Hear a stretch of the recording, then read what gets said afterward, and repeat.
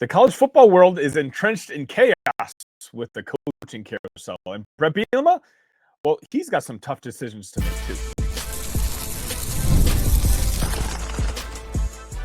You are Locked On Illini, your daily podcast on the Illinois Fighting Illini.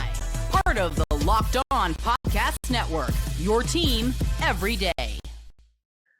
Welcome all to another edition of Locked On Illini. Thank you all so much for making us your first listen each and every day. Today's episode is brought to you by Gametime. Download the Gametime app, create an account, and use code LOCKEDONCollege for $20 off your first purchase. My name is Sonny Verma, your host here at Locked On, where I continue to provide you coverage each and every day.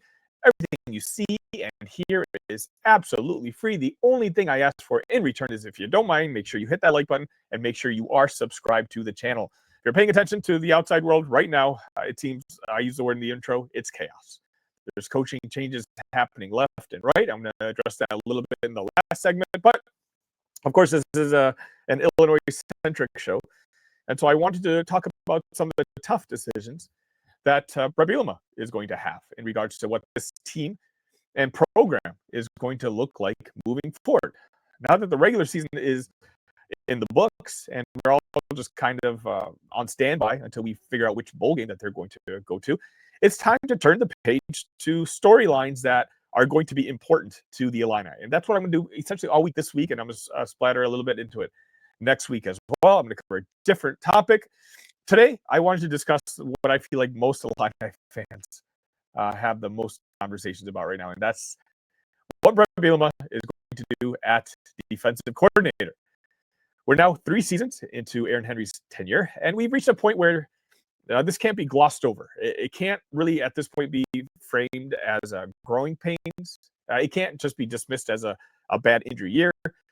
The decision now that Bret Bielema is going to make is going to be central to the direction of this program. So I figured we take a second to just kind of break it down. If you look at the raw defensive numbers under Aaron Henry, they're not disastrous, but they're also nowhere near good enough to match where the program ultimately wants to go. And sure, the 63-10 meltdown at Indiana is a scar that everyone points out, but that wasn't just one afternoon. The cracks showed up before.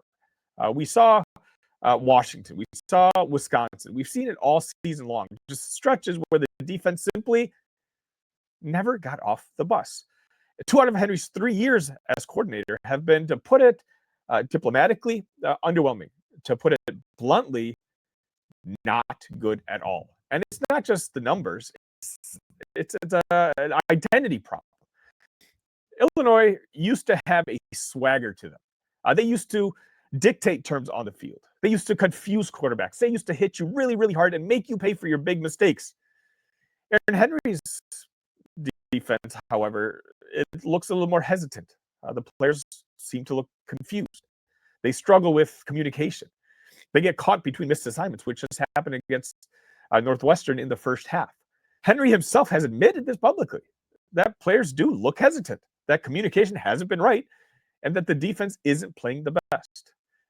Which, quite honestly, at this stage of the season, which is the end of the regular season, that's not the type of language you want to hear from your leader 3 years into his coordinator tenure.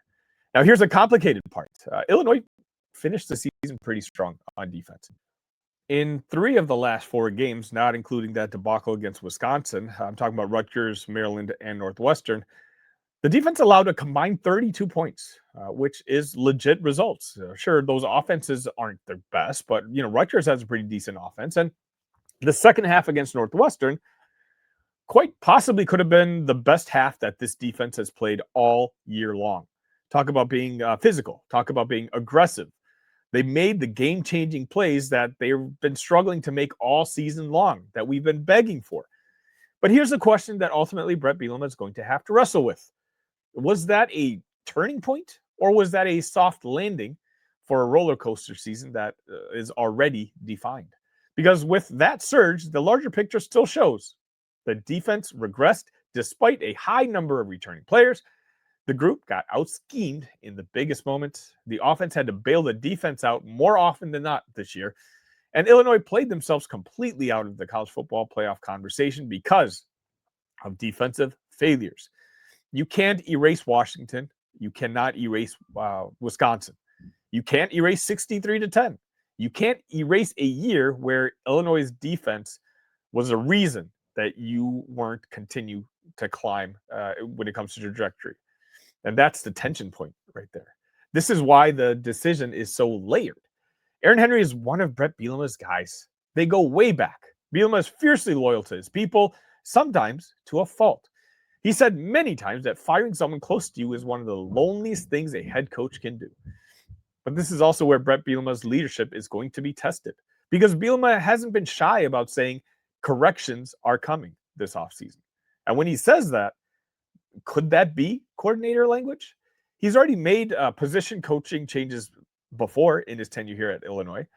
The next rung up the ladder is the defensive coordinator spot. But then after beating Northwestern, Bielema publicly praised Henry. He called the defensive plan really good. He said he enjoyed working with it with the staff, and that doesn't sound like a man who's already made up his mind about possibly cleaning house. So Illini fans are just now sitting uncomfortable in a vague gray area. And here's the concern you hear from a lot of Illini fans. This defense hasn't shown signs that can elevate the program. Henry is an immensely strong recruiter. He develops defensive backs well. He's beloved by the players. But being a great position coach and being a great coordinator are two completely different skill sets. A coordinator, you need to know how to build systems. You need to know how to show leadership in that locker room. You need to know how to make adjustments. Right now, Illinois doesn't have that at a high enough level. And fans aren't wrong to want to be skeptical. When the same issues keep popping up game after game, hesitation, confusion, communication, that's not a personnel problem. That just could be a system problem. And the numbers across the 3 years essentially back it up. Here's what makes this decision enormous, because Illinois is entering its window to maybe take its next step into Big Ten contender status. You've talked about a recruiting class, which we'll talk about later on this week, which is going to be the best in Bret Bielema's entire tenure. The high school pipeline continues to get better. The offense continues to improve when you have one of the best masterminds of offense in Barry Lundy Jr. In charge. The NIL game for Illinois, stronger than most in the Big Ten Conference. Sure, not at the elite level, but nobody in Champaign is going to be crying poor unless you compare yourself directly to Oregon or Ohio State. But ultimately, if you want to get CFP relevance, you cannot reach that level if your defense is inconsistent or lacking confidence.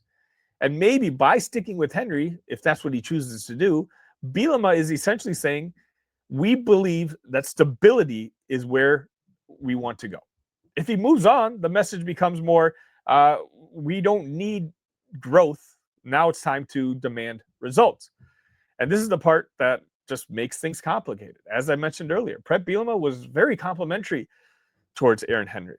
And if you asked me, there are plenty of top-notch defensive coordinator candidates that are going to be made available over the next couple days.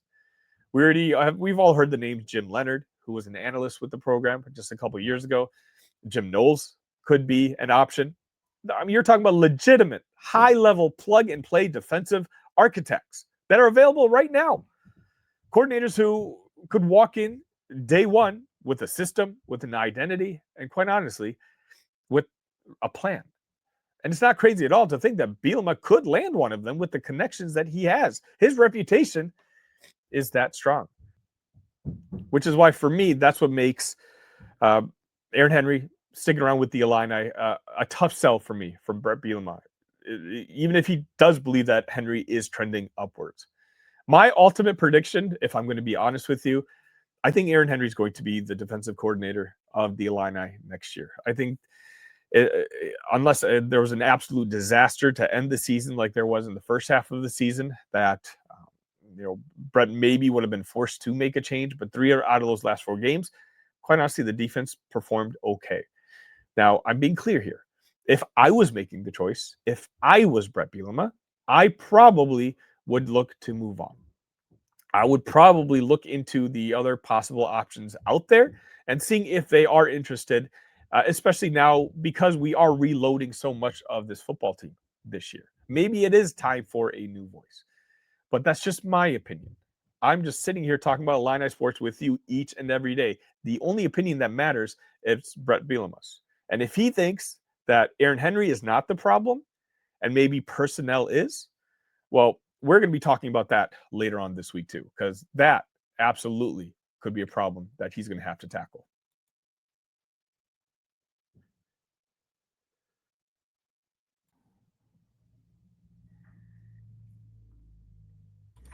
College football is back, and I couldn't be more excited. The tailgates, the rivalries, the energy in the stands, there's just nothing like it. But let's be real. Actually, getting tickets can feel more like a battle than the game itself. Endless queues, hidden fees, prices jumping at checkout. That's why I use Gametime, the app that gives the advantage back to the fans. It's the easiest way to score last-minute tickets at the best prices with no surprise fees. What you see is what you pay. The app made it super simple. I could even see the exact view of the seat before I buy it. Honestly, it's faster, it's cheaper, and it's less stressful than any other ways I've used to buy tickets. So take the guesswork out of buying college football tickets with Gametime. Download the Gametime app, create an account, and use code LOCKEDONCollege for $20 off your first purchase. Terms apply. Again, that's promo code LOCKEDONCOLLEGE for $20 off. Swipe, tap, ticket. Go download Gametime immediately. And welcome back. Most of you know, you've been checking in on me. You know, I've been a little under the weather for about the last 8 or 9 days. And unfortunately, I think you guys can hear it in my voice. It's not really getting any better. But, you know, this weekend, a lot of us were snowed in the snowmageddon that happened over the weekend. And I didn't get a lot of chance to do much being productive, but I did get a chance to rewatch the 2 games that the Illinois programs had this weekend. You know, the good news is I got to rewatch the Northwestern game, and so I'll have a player grades segment out for you probably tomorrow or maybe the day after. But the bad news is, at least for me, is I had to rewatch that UConn game as well in order for me to discuss what I liked and didn't like, at least from the player perspective. And quite honestly, this might be the shortest segment of what I liked from Illinois that hopefully I'm going to be doing all season long, because there was only one player who got an A. And of course, I'm talking about Kylan Boswell. Just in case you're living under a rock, Illinois lost 74-61 in an absolute embarrassing performance by the entire team, except for Kylan Boswell, who got the only A on this team. Kylan, in 39 minutes, had 25 points, shot 7 of 7 from the free throw line, had 9 rebounds and 3 assists. And quite honestly, seemingly, he was the only player that was ready for the moment that was Madison Square Garden, and that was playing against a top program like UConn. I think it's almost ridiculous. Illinois went 3 quarters of the second quarter until someone besides Kylan Boswell made a field goal. I believe that was Tomislav Ivisic. It was an embarrassing performance for everyone except for Kylan, but you know, to spin things positive, it is nice to know that what I've been talking about all offseason long, essentially, Kylan is locked in. Kylan is super serious now. He understands that this season is going to dictate whether he's going to be able to play professionally in the sport and what kind of money he could possibly be making. A lot of the things he's been known for, you know, maybe some sort of immaturity at previous stops, it's all gone now in Champaign. He takes this role of being a captain, of being a leader, extremely seriously. And, you know, I've talked about this on the show. Seemingly against the poorer teams, Kylan doesn't have much when it comes to box score. But it seems pretty obvious now that anytime that a premier opponent is going to be across from the Illini on the basketball court, Kylan Boswell will be there. And that's good, because for the most part, the cupcakes are over. We've got Tennessee next week, and then the Big Ten schedule is going to be right around the corner. It's nice to know that we have at least one guy who's going to set a really high floor for this basketball team. So congrats to Kylan Boswell, MVP of the game, clearly, and really the only one that could even be mentioned in that category. And then next, I go all the way down to a B- for Tomislav Ivisic. Tommy, in 25 minutes, had 11 points, 10 rebounds, so he did get the double-double. He did have a turnover, shot 3 of 5 from the field, 1 of 3 from three-point land, and 4 of 4 from free throws. Tommy's an enigma for me. He's, I called him our best player coming into the season. And I think, maybe at his peak powers, he still could be. There's other contenders now, of course, now that we've seen them all play basketball together. But, as good as he can be, speaking of Tommy, he isn't right now.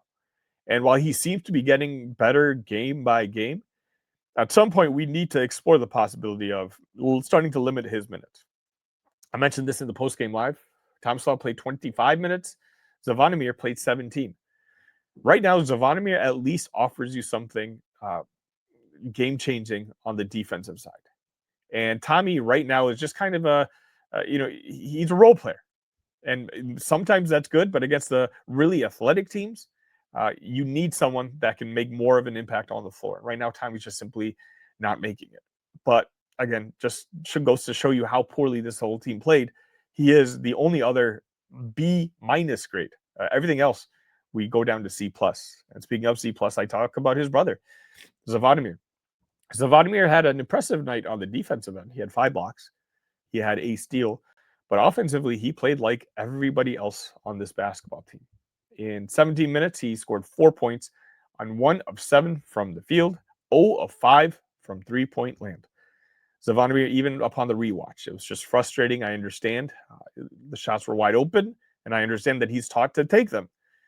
But you just wish that there's some sort of game plan saying, hey, let's try to push the ball inside a little bit more and, try to figure something out. Because right now, nothing's working. Zvonimir Ivicic, for me, got a C+. Next up comes David Mirkovic, who got a C- according to my grading system. David played okay at the start, but you can see his decision-making just at the end of the game continued to get worse and worse, and he didn't even play at the end of the game just because UConn continued to exploit him defensively. Again, he had the tough job of guarding a guy like Karaban, which a lot of bigs in this country wouldn't be able to keep in front of him, much less a freshman. But David ultimately finished with, in 18 minutes, he scored 8 points and he had 8 rebounds. Again, not bad. Like per minute, that's not bad. But if you watch the eye test, he simply did not pass when it comes to that game against UConn. I still have high hopes for him. I think he's going to get a lot better moving forward, but it may require a little bit more patience. And hopefully, I think collectively, us in Illini Nation, we hope that Brad Underwood is going to have that patience with David. Everyone else, folks, got a D or worse. Mihailo Petrovic, a kid who looked like he was ready for the moment. He had a nice basket very early in the game, but again, I said this in the live post game. I hope that Cameron Crocker, Brad Underwood are going to spend this next week teaching Mihailo how to play defense off of screens. Because UConn is probably the best team in the country to exploit that. And quite honestly, they saw a weakness and they attacked it over and over again, and Mihailo had no answer for it.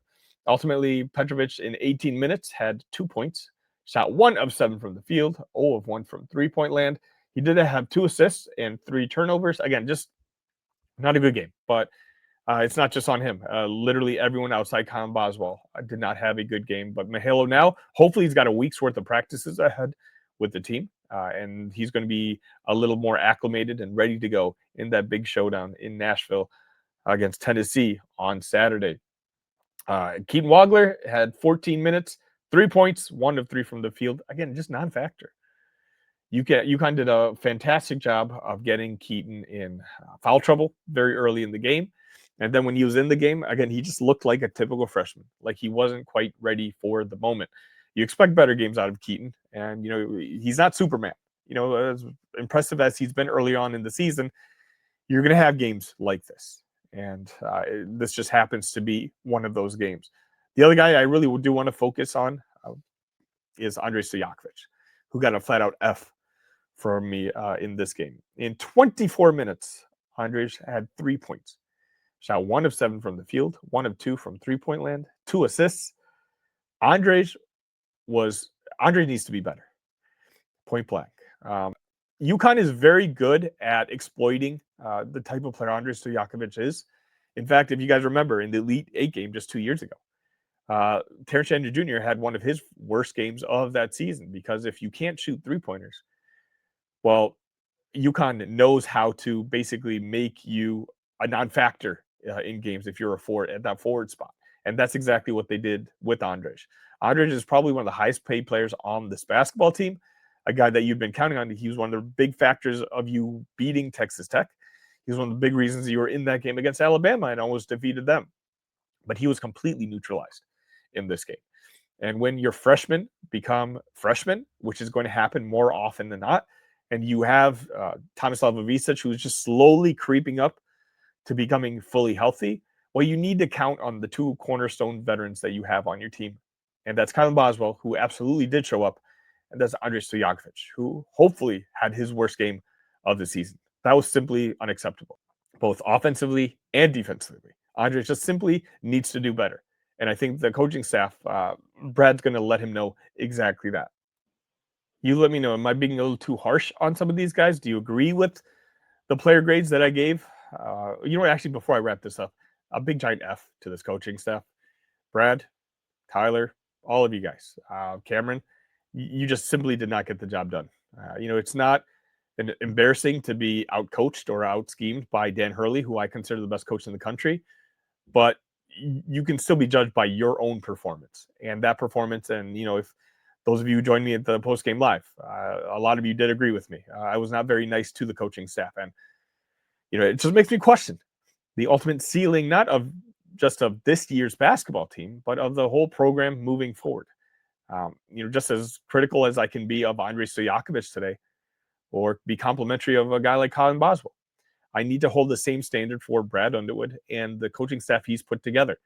And that performance on Friday, Black Friday in Madison Square Garden, quite honestly, was just not good enough. Let me know if you agree with me in the comments.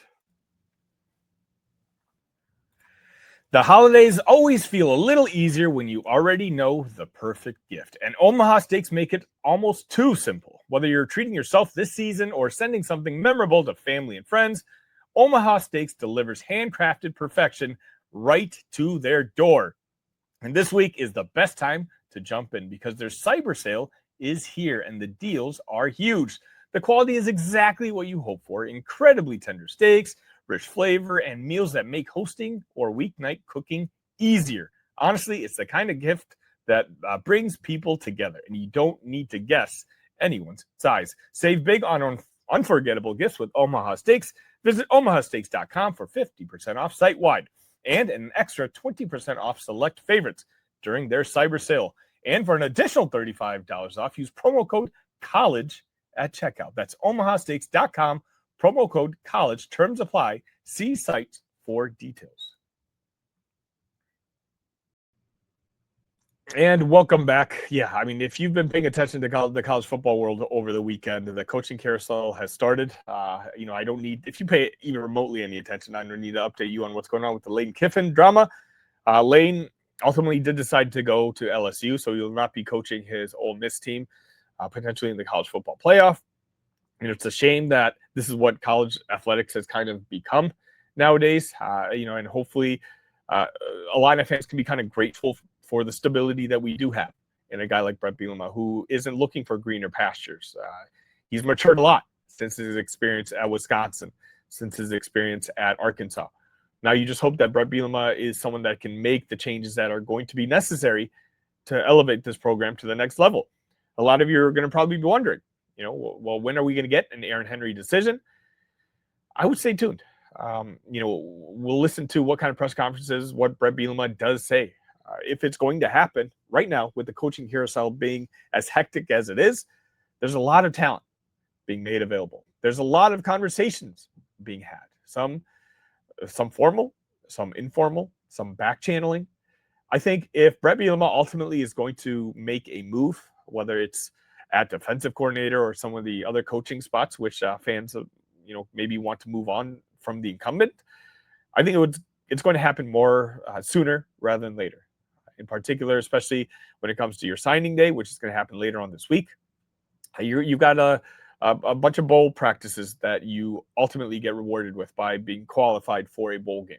One of the main reasons it's always so important to get to 6 wins is to get those extra added practices for your young freshman, your sophomore, the future of your football team, which again, I'm going to be talking about sometime this week. This roster is going to be revamped, and it's going to be a lot of new faces, some that we're looking forward to and some departures that unfortunately we're not going to be happy to see. But most importantly, when the offseason starts, you want to have the voices in place that are going to be the voices as long as possible. And so if Bret does want to ultimately move on from any of those coordinator spots or any of the assistant coaching positions, I'm hoping that Bret does it sooner rather than later. Thank you for making Locked On your first listen today. For your second listen, check out Locked On Big Ten. Craig Shimon breaks down the most exciting conference in college sports, from rivalries to the championship and every game in between. Find Locked On Big Ten on YouTube or wherever you listen to the podcast. Part of the Locked On Podcast Network, your team every day. Again, special shout out to you guys for making the Locked On Podcast Network the #1 sports network in the world, all because of you guys. And Locked On Illini, of course, I appreciate the community that this week continue to grow. I apologize for my voice last week. It looks like it's just getting worse this week. I'm going to try to get some rest, get some good shows ready for you later on. We got recruiting day on Wednesday. Signing day. And again, I'm going to be going over not just the new commits, which I haven't even gotten to. Quentin Kitts, obviously committed on the basketball side. I'm sure you guys want a scouting report on him. I'll have that up and more later on this week. Until next time, ILL. Love you guys.